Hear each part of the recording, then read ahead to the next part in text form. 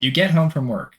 Your friend says, "Come on, man, hop on Ark Survival Evolved. My Arcteryx is almost level 110. I just need you to come farm 15 more grub worms for the next 10 days straight, and then we can actually play the game."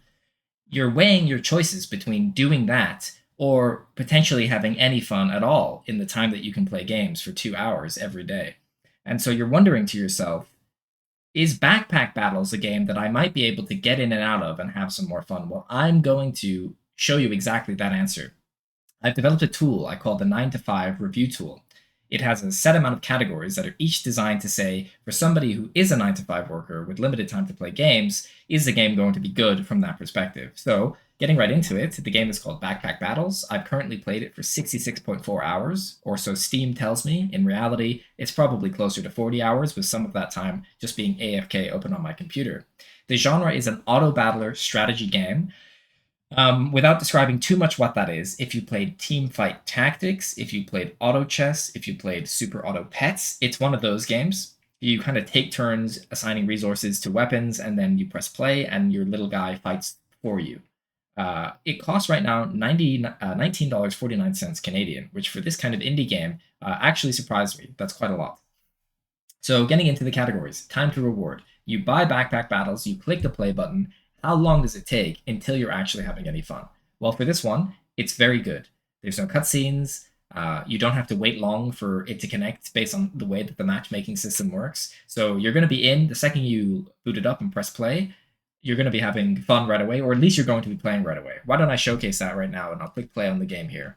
Shouldn't take more than a few seconds to launch. It's a small game. It's only a few hundred megabytes. Um, all right, I'm clicking. Let me make a new game, or concede, lose some rank there, press this, click that. All right, I'm playing. Effectively, I could now buy this and click start battle. And to me, this is effectively enjoying the game at this point, so perfect.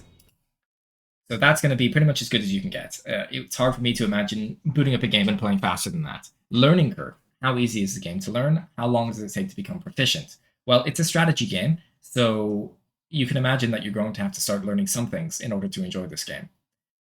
The concept of how the game works is very simple.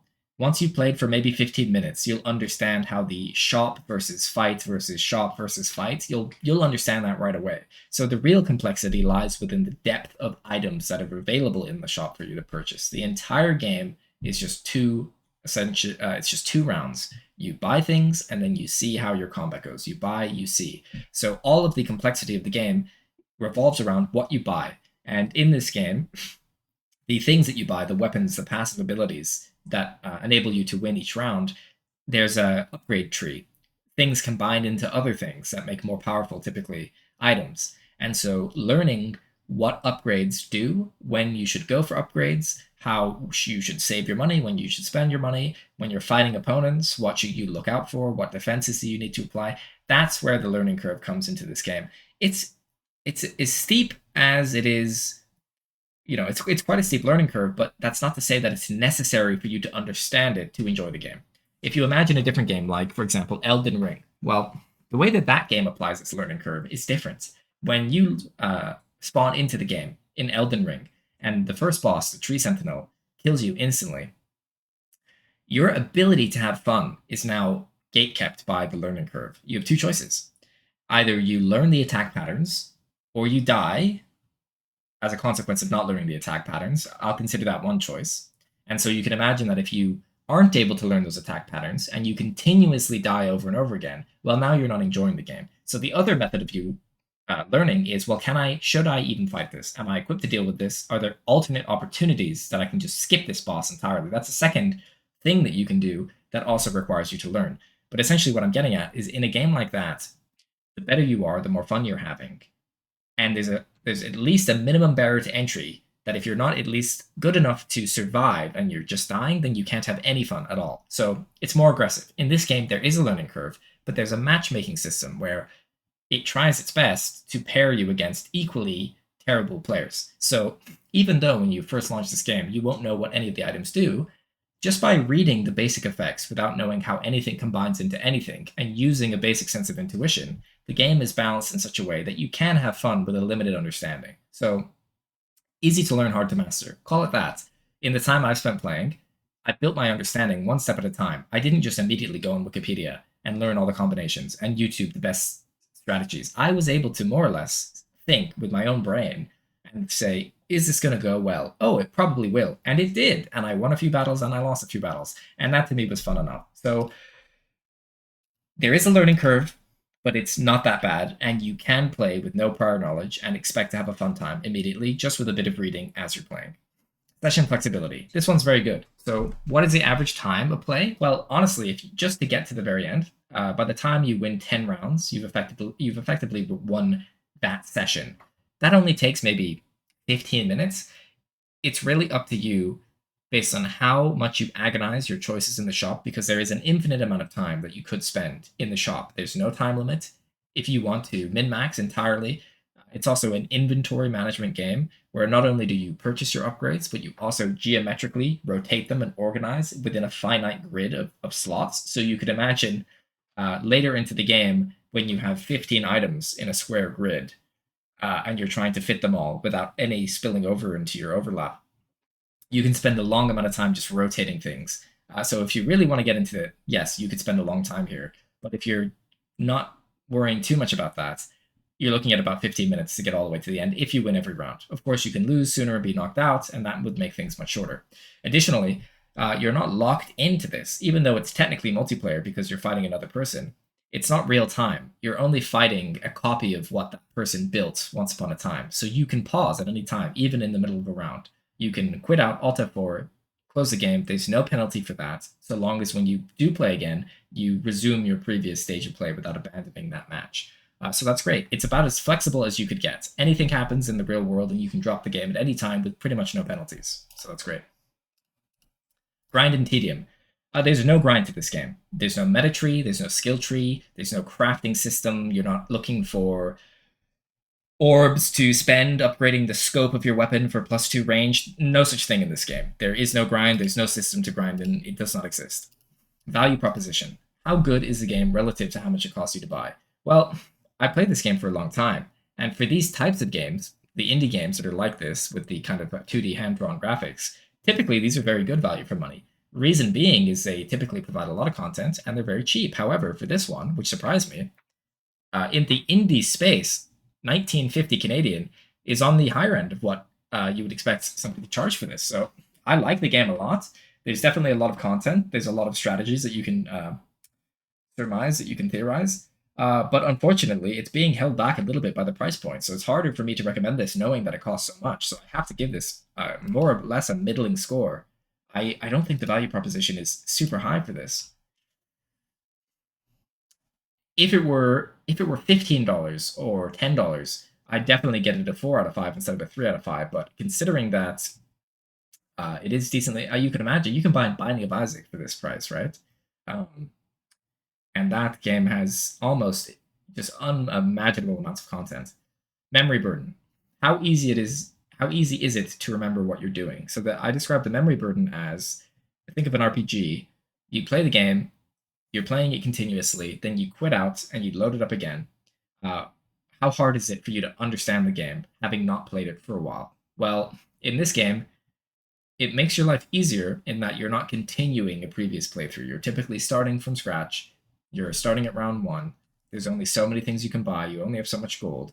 So it gives you a nice fresh slate every time you play, which makes it very easy to pick up and put down. So this game, there's really no memory burden. The only thing that you might forget is, what are the items? What do they combine into? You'll be like, oh yeah, I forgot you could combine this with that. You will probably forget those things after a long enough period of time, but that's not going to hold you back from having fun. So really, there's no memory burden here.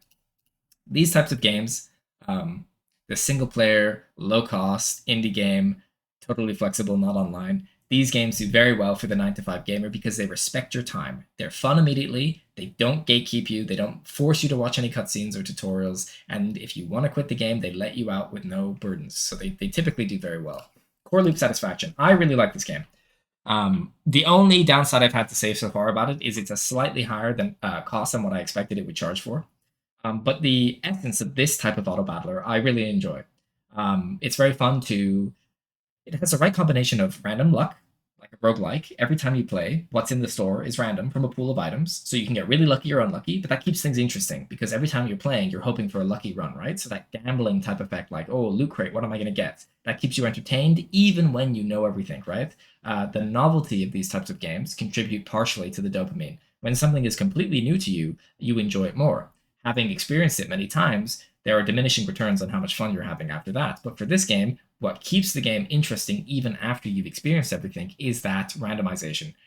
You could be blessed with, oh, I have a wooden sword and 2 whetstones right off the bat, which upgrades into the steel short sword. I can't remember what it's called, but that gives you a decent bit of an advantage because you were luckier than the other opponents, right? So that's good. Another thing about this game is they have there's a decent amount of depth now. The game's been out for a while, and with it have come quite a few free content updates. And so there's different classes that all play with a different spin on how the game unfolds, which makes the replayability multiply itself. And the types of backpacks, which affect what you put in them, there's quite a few of those as well, which augment the classes even further. So suffice to say, there's lots to do in this game, and I find it very enjoyable. I like this kind of strategy game. I think if you like the auto battlers, this will fit perfectly into your repertoire of auto battlers to play from. And so given that, I think the core loop satisfaction for this type of game does as well as it could in the genre that it's in. So I think it deserves a very good score. And for my little flex points that I get to sprinkle on top based on how well I enjoy it outside of the criteria, I'll give it a 0.2. You know, I've had it for not that long, and in the amount of time that I've had it, I've played it for quite a lot, which indicates that it is good and that it fits within what the 9-to-5 worker can play. You know, I'm the type of person who I'm waiting for my, clothes to be finished in the dryer and I'll pull it up on my laptop. That's not a scenario that would ever happen. But what I'm saying is that while I'm waiting for something else, I'll pull it up and I'll play it for 1 round, 2 rounds, and I'll put it away. Or if I'm in a position where I'm watching a movie or something, where I'm doing something where it doesn't require my full attention, it's very easy to play this on the side. There's no time pressure. If I have to close it, there's no penalty. So it's fantastic. It's very flexible, and the actual loop of the game itself is very fun too, so I enjoy it. Let's add it to the list of other games. What are the scores here? 5-4, 5-5, 3-5-5. All right, the game is called Backpack Battles, I think. And the score is, what is it, 5? I don't remember already, so it is 5-4, 5-5, 3-5-5. 5-4, 5-5, 3-5. 5, which gives it a 0.2 on top, which gives it a 4.8. So let's sort this Z to A, and that makes it. You may be shocked. You'll see these other things on this list, and you may think, how, in any way possible, could this game be beating these out? Well, remember, this is not an objective review of the quality of the game by itself. This is only from the perspective of the 9-to-5 worker, and I'm prioritizing things like how easy is it to get in and out? How quickly is it to provide you with dopamine? And is it easy to remember when you haven't played in a while? It's focused entirely on those things. So you see Backpack Battles and you see it rated above Expedition 33 and you're probably confused. So am I.